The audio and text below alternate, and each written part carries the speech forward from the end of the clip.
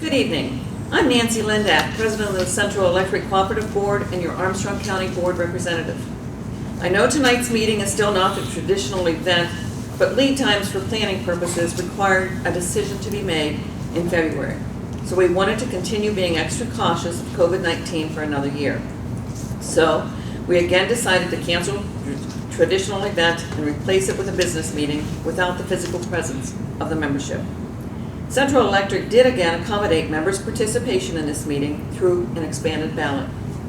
I hope all members understand that all of the decisions Central Electric has made had everyone's safety being of the utmost importance. Before we begin, I'd like to take the time to go around this table and allow each person here the opportunity to introduce themselves. Michael Sloat, General Legal Counsel.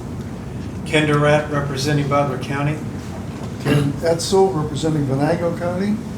Bob Smith, representing Butler County. Rick Weaver, representing Clarion County. John Campbell, representing Boris County. Jody Weaver, representing Clarion County. Althea Smith, representing Venango County. And I'm Matt Beauchamp, the CEO and General Manager here at Central. Now that everyone has introduced themselves, I also want to remind everyone that tonight's meeting is being recorded and will be available on Central Electric's website. Let's begin the 85th annual meeting of the members for Central Electric Cooperative. Please stand and join me in the Pledge of Allegiance.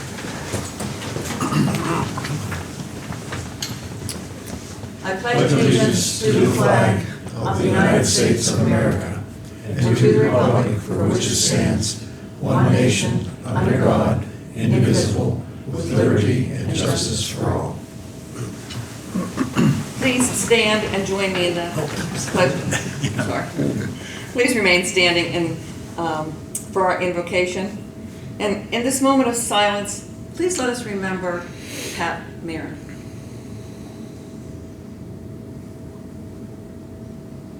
Thank you.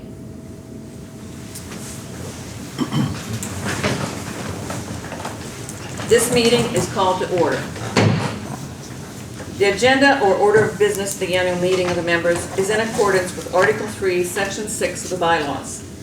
Article 3, Section 4 of the bylaws of the cooperative specify that 150 members constitute a quorum. As members who submitted an electronic ballot shall be counted for the purpose of establishing a quorum, and Central Electric had 1,754 members do that. This satisfies the quorum requirement, and we shall proceed with the meeting. The next order of business will be the reading of the notice of the meeting and proof of the due publication of mailing thereof by the Secretary and Treasurer of the Cooperative, Althea Smith. Althea M. Smith, being sworn on oath, deposes and says that she is the duly elected, qualified, and acting Secretary of Central Electric Cooperative, Incorporated, hereinafter called the Cooperative, and that throughout the month of July 2022, she caused to be mailed by National Information Solutions Cooperative to each member of the cooperative at his or her address as it appears in the records of the cooperative, a notice of the annual meeting of the members of the cooperative to be held August 19th, 2022 by depositing such notice with postage thereon prepaid, addressed as aforesaid in the United States Post Office at Lake St. Louis, Missouri, and that the attached is a true and correct copy of such notice of said meeting mailed as aforesaid. Included with members' ballots was a copy of the minutes from our 2021 annual meeting of the members. On members' ballots was a place to participate in dispensing with the reading and approving of these minutes. The motion to dispense with the reading of the minutes of the 2021 annual meeting of the members and approve the same passed. Additionally, the member selected as the individual who officially made this motion will be recorded in the minutes from tonight's meeting. Also included with members' ballots and printed in the August issue of the Power Lines newsletter was a copy of Central Electric's balance sheets and operating statement. Additionally, on members' ballots was a place to participate in accepting the financial statements and waive the reading thereof. The motion to accept the financial statements and waive the reading thereof passed. The member selected as the individual who officially made this motion will be recorded in the minutes from tonight's meeting. Now we will hear from Central Electric CEO and General Manager, Matt Beauchamp. Thank you, Madam President. I find it This format is always strange for creating a set of remarks. I was commenting to Bob before the meeting about that.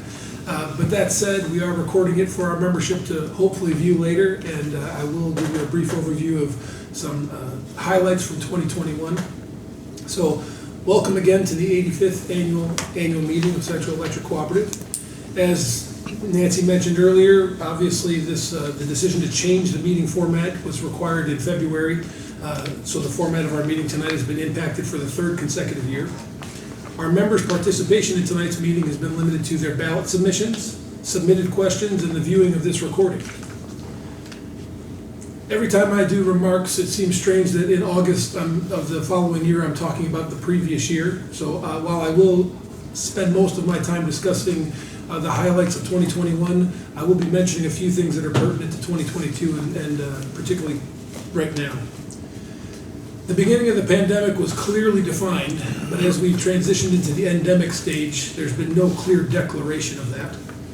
Throughout 2021, restrictions were lifted and we returned to a new normal state of operation with some back steps along the way.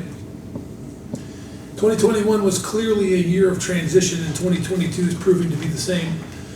Our commitment to continuous incremental improvement, a phrase I like to reiterate more times than I can count, has allowed us to make real progress and catch up in areas that were interrupted in 2020. We've been able to maintain a healthy and available workforce throughout the year, avoiding any significant outbreak of COVID within our cooperative. And each department within the cooperative rose to the challenges and found new ways to meet or exceed our 2021 goals. Our focus on personal responsibility in the area of safety has continued to produce positive results, with a single lost time incident in 2021 and no electrical contact incidents. I make that comment not to say that that's all we do. We certainly focus well beyond compliance and safety, and really focus on engagement of our employees with regard to safety. Our goal is to be relentless in our efforts regarding safety improvement. The cooperative had a very strong financial year in 2021. We had no rate increase in 2021, and we have none planned for 2022. I usually pause for applause at that point in the larger meeting, but we don't have that option here. Central saw a margin of $5,991,752 in 2021. Over $3.5 million of that was a result of the allocation from our G&T, which left about $2.4 million, which was from operational side. So we had a very strong year from the operational side as well. We were able to retire a record-breaking $1.69 million in capital credits to our members, and we were able to decrease our rotation of patronage capital to 20 years, hitting that first target goal that we had in mind. Our members also saw an equity hit almost 37%, 36.95 at the end of 2021. Our efforts operationally began to reestablish a new normal for our workforce. We designed and bid a large system improvement to be built by a contractor in 2022 that just finished up this very month. We've augmented our workforce with those contractors to catch up on some system maintenance and improvement projects that we had to put on hold during 2020 and the first part of 21 as well. We also saw a decrease in outage time in 2021 as compared to 2020. We're nearing the end of our first defined cycle of what I refer to as reclaiming our rights of way over the last few years, and it's showing real gain because of it. To give you an indication of that, 44% of all of our outages in 2021 were caused by trees, as compared to 63% of those outages in 2020. Our efforts to improve value-added services to our members were able to ramp back up in 2021 as well. 63% of our payments were made electronically via Smart Hub. That reflects a huge savings for our membership every year. We're able to provide appliance rebates, 10 college scholarships, and assistance to about 600 families through our Family Fund, COVID grants, and low-income energy assistance in the amount of approximately $375,000 in 2021. The important point I want to make about that is all of these programs cost our members nothing. Because of the use of Escheat's dollars, the unclaimed property credits, we were able to do all those programs at no additional cost to our members without raising rates. Throughout the rapidly changing conditions over the past 2+ years, Our efforts in information technology have been continuously grown and improved. The virtual expansion of our network in 2020 was replaced by a hybrid model that allows us to maintain a secure network while providing the ability to work remotely as situations require it. Our IT infrastructure has been expanded and improved to provide security, redundancy, and emergency preparedness over the last year. These past 2 years have been a transition in many ways, and our workforce has undergone significant change. I know our board's very aware of that as we keep announcing new employees joining us. In late 2021 and early 2022, we performed an organizational structure review that's allowed us to efficiently utilize our most valuable resource, our employees, the people that work for us. We've created many professional development opportunities and have managed the transition of 20% of our workforce over the last year and a half.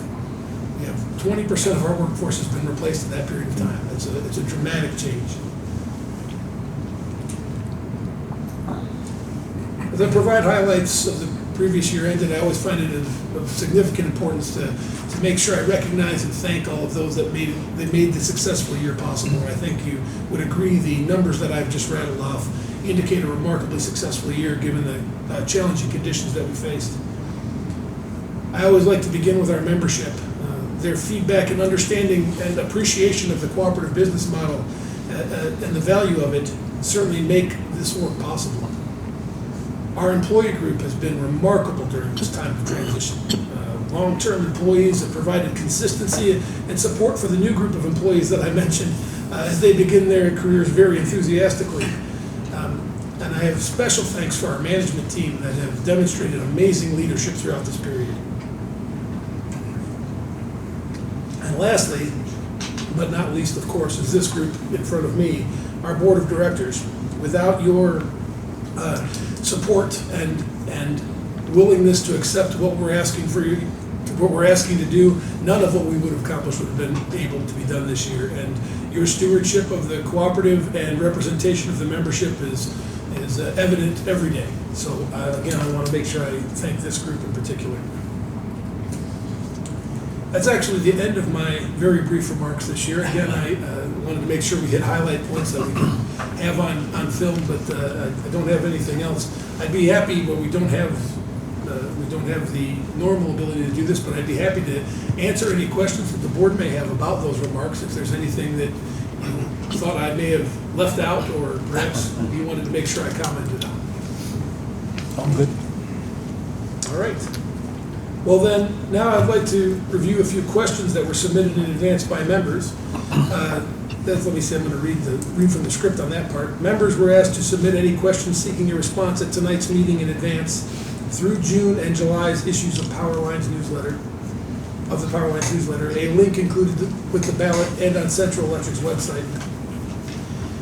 There were a significant number of questions submitted in advance of this year's meeting. Normally we would have as little as 5 or 10. This year we had 20 questions submitted in advance. 7 of the questions were specific to individuals, and so we responded directly to them, very specific that wouldn't have been for the generic information for all the members. The other 13 questions fell into what I defined as 8 broad categories, and so I'll attempt to make answer for all of them now. I should say that we also contacted all of the members that actually submitted a question and gave them their personal response to this, so this is a synopsis of that. The first 2 questions were on the topic of the annual meeting, and we've already addressed that to a certain extent, but I'll reiterate. The questions and comments were regarding that the format had not changed back to our traditional event, and they were disappointed by that. And as we said earlier, it was briefly mentioned that in order to make the appropriate decisions, we had to decide in February whether we were going to have that big event, and certainly we wanted to err on the side of caution and make sure that our membership was kept safe and healthy. The next area of question were electric vehicles. As you can imagine, that's quite the hot topic right now. I'm going to read each of the 2 questions and then give you the response. One of them was, even if we could afford one, which we can't, could the present grid support electric cars? And that came in from Diane Wells in Tionesta. And then the second question was, with EV cars and battery everything in future, are they gearing up for future and going to be affordable? My response to both of these members was Central has recently added a link to our website to assist in educating members on electric vehicles and answering their questions. We're also planning to purchase an electric vehicle for our fleet so that we can use it in various job functions and in varied weather conditions so that we can provide members with actual usage data. And lastly, we'll be instituting a load control electric vehicle rate. Excuse me, I have to flip the page here. Electric vehicle rate designed to encourage charging during off-peak hours so as to create less of an impact on the grid overall, as to the second question that was asked. The next question came from, was regarding meter and pole inspection and replacement. And it asked, how often are meters checked and poles changed? And that came in from Shirley Alden. We have an ongoing program to inspect, treat, and maintain and replace both meters and poles as required. About 10% of our poles are inspected and treated annually with replacement as indicated by the inspection. And our meters are automated, and if they stop reporting, they are replaced. Additionally, we perform an ongoing system read, visiting each meter in a similar cycle to the pole replacement checks. Our next group of questions, there were 3 different that came into the area of reliability, the grid, and capacity issues. The first one came in from Joyce Miller. It said, power outages, how soon do you respond to them when people call it in? Secondly, what is CEC doing to prevent extended outages caused by its suppliers? And lastly, with a concern for the grid, perhaps due to increased demand, old equipment, and energy generating capacity, where do we stand? So, and that came in, the second question came in from Catherine McCurdy, and the last question came in from Margot Perotti. Sorry if I'm pronouncing those names incorrectly. The first question answered quite easily. When an outage call is received, we verify the outage because we have the ability to ping a meter and check to verify that it's out of service, and then we immediately send a crew to restore the power. With regard to the second one about what are we doing to prevent extended outage caused by our suppliers, we work very closely with our generation and transmission supplier, that's Allegheny Electric Cooperative, to identify reliability concerns at the transmission level so that they can advocate on our behalf with the owner of the transmission facilities. And for many years now, they've had a program that allows them, Allegheny Electric, to direct some of the spending to specific areas that have the worst performing delivery points. We've been the beneficiary of that on many occasions. And then the last question, issues regarding the grid and its capacity. You've probably heard a lot of news stories recently, or read a lot of news stories recently about grid capacity and the retirement of baseload generation and the replacement of that with renewable energy that maybe can't replace baseload generation.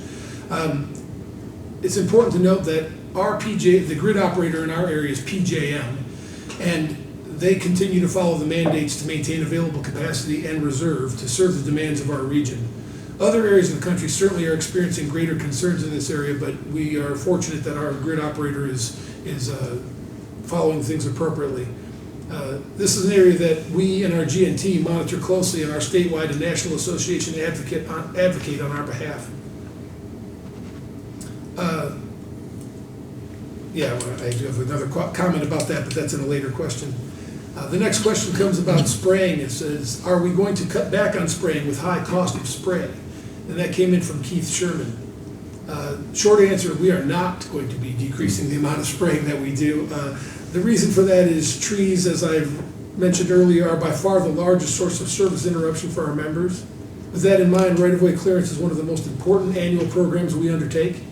Spraying is a big part of the overall right-of-way maintenance, and that both hinders future growth and provides access to the area for our crews to perform work.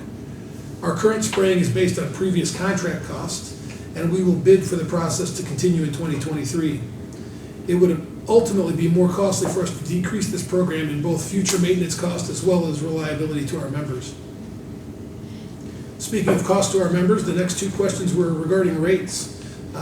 Very positive questions, I might add. One read in the newsletter, no increase in our bill. How are we able to do that when every other electric company has already raised rates? And that came in from Vicki Flynn Rowe. And then the other question was, how will you continue to keep rates low, from Mr. Eugene Fetzko, Jr. Well, we certainly have the same upward rate pressures that other utilities are facing around us. Our G&T, our Generation Transmission Cooperative, has ownership of and of efficiently run resources, and they have been efficiently managing those resources, and so they provided us with a very stable rate for a number of years. That coupled with some of the information I mentioned earlier about our efficient management of our own network has allowed us to maintain our rate over the last couple of years. We have not had a rate increase since February of 2020. This coupled with our not-for-profit model and the efficient management of our system, as I had mentioned, as well as our expansion of our inventory to mitigate supply chain and inflation concerns, have served us very well throughout this year. We have, as I mentioned, we haven't had a rate increase in 2021, and we will not be having one in 2022. And we're working to minimize any necessary rate increase that might have to happen in 2023. The next question came in regarding the cooperative business model, and it has to do with, the question is, has anyone done a cost analysis on the dissolving of the cooperative and allowing West Penn ownership, since they and other power companies like them provide all our power? Would not cutting out middleman save the members money providing power direct? I understand the need for a co-op back in the day in rural PA, but much of what was rural PA is now gone. Sooner or later, this idea must be given serious consideration. That came in from Mr. James Metz. Now, I gave a very lengthy response to Mr. Metz, as there are a few things that are incorrect in his statements. First and foremost, I mentioned that specifically the First Energy Distribution Companies, as West Penn is, does not own and operate generation and transmission. By law, they're not allowed to. So they too would be a distribution company that would be purchasing generation and transmission services from another company. Usually they do it from a subsidiary company of First Energy as well, but there is no cost savings associated with that.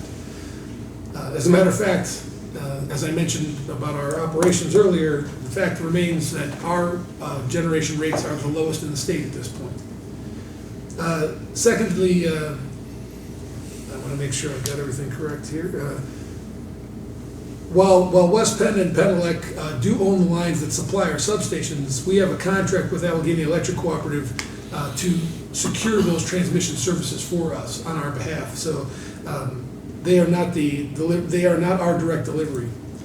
I also discussed the cooperative business model versus the investor-owned, coupled with the defined service territories and the fact that our rural system has 7 members per mile as opposed to 35 to 40 customers per mile as the investor-owned utilities do. So in contrast to rural Pennsylvania not really existing, we very much do. That said, I think it's my belief, and I think this might be shared by the others at this table, that if there's going to be one of the 2 companies that were to go away, it would be beneficial to the consumers of the state if it were the investor-owned utility and the cooperative model took over instead. By far the better business model for serving membership. And then the last question that was presented was, they would like to know Central Electric's position on solar and wind energy. And that came in from Bob Shetler. As a distribution electric cooperative, we don't generate electricity. With that said, we have supported the idea of a reasonable transition to renewable resources as technology supports its ability to be schedulable, cost-effective baseload generation. We have had a net metering policy in place for many years, allowing individual members to interconnect renewable facilities to our system. We've also been contacted by developers to connect larger systems to the grid through our system. And all of the above approach to generation assets is currently necessary to meet demand and remain cost-effective. Current renewable technologies are simply not a like-for-like replacement for existing generating facilities. So while we do not have a position in opposition to those renewables, we also don't have a position to support them at a significant cost to our membership. With that, that is the last of the questions that were asked and responded to. And so I guess now we'll move on to Central Electric Legal Counsel will now offer his report, review the voting procedure, explain conduct of the election, and discuss the nominating report. Mike? Yes.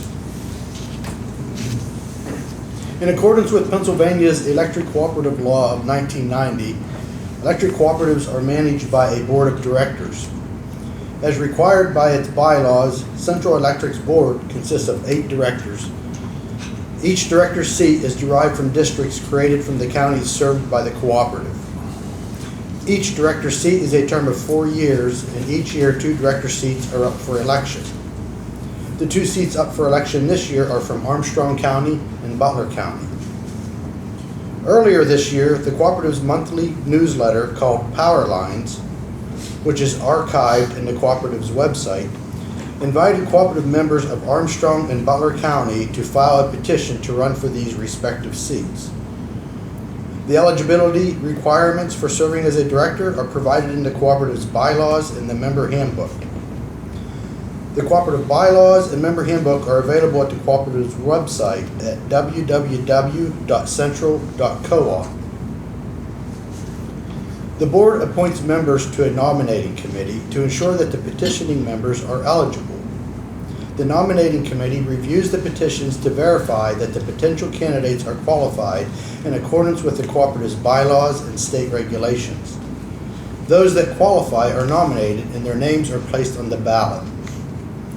The Cooperative bylaws provide that incumbent directors are automatically nominated as long as they continue to meet the qualifications.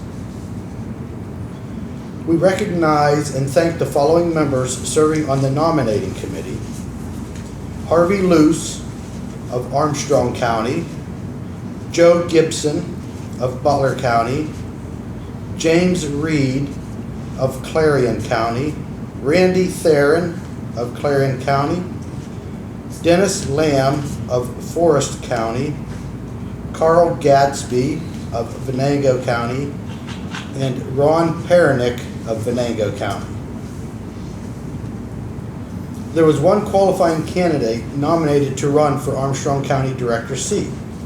Incumbent Director Nancy Linyak of East Brady. There was one qualifying candidate nominated to run for the Butler County Director seat.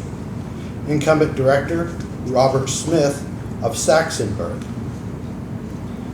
Several members have questioned the expense and purpose of running through the formalities of an election when a candidate runs unopposed. After much discussion and careful deliberation, the board revised Article 2, Section 4 of the bylaws in 2 responsive ways. 1. In the event that only one candidate is running for a particular seat, the nominating committee report shall constitute a ballot for such candidate. And 2, nominations from the floor have been eliminated, as it is not fair for a member to avoid the same nomination process as other members filing timely petitions. These changes have eliminated the expenses of mailing and processing ballots and other costly formalities when a candidate is running unopposed. Therefore, when the nominating committee report nominates only one qualifying candidate, the nominating committee report shall constitute a ballot, and the membership will not be mailed ballots for any such seat. The nominating committee member's signature on the nominating committee report shall constitute a vote for the unopposed candidate. Both candidates running this year were unopposed. Therefore, consistent with the Cooperative bylaws and the report of the nominating committee, Nancy Linyak has been re-elected for the Armstrong County Director seat, and Robert Smith has been re-elected for the Butler County Director seat. Congratulations to you both. Thank you. This concludes my report. Thank you. And thank you, Mike. Congratulations, Bob. And I'm happy to serve another term. Is there any unfinished business this evening? Is there any new business this evening? Being there's no unfinished business nor new business, let us continue. A giveaway was established to encourage participation within this business meeting through submitting a ballot. The level at which a member completed the ballot did not determine eligibility. Members were eligible for the giveaway simply by submitting a ballot. The winners of the 20 bill credits for $85 and the $850 Visa gift card will be announced following the adjournment of this meeting by Renee Tritton. If there is no further business or discussion, I declare the 85th annual meeting of Central Electric Cooperative adjourned.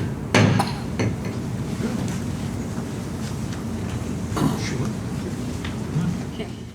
The winners of the $85 bill credits are as follows: Leroy Berry of Venus, Stephen Chambers of Cranberry, Evelyn Wayland of Butler, John Stewart of Emlenton, Julie McNamara of Butler, Arlene Powell of New Bethlehem, Mark Murtha of Rochester, Brenda Quinn of Moon Township, Marla Reddick of West Sunbury, Earl Gehring of Harmony, Kenneth Hoffman of Franklin, Patricia Weaver of New Bethlehem, Peggy Silvis of Tynesta, Ronald Powers of Cheswick, Larry McMeans of Saxonburg, James Horvath of Washington, David Baytall of Oil City, Thomas Cook of Butler, Garrett Westover of Cranberry, and Jacob Thomas of Valencia.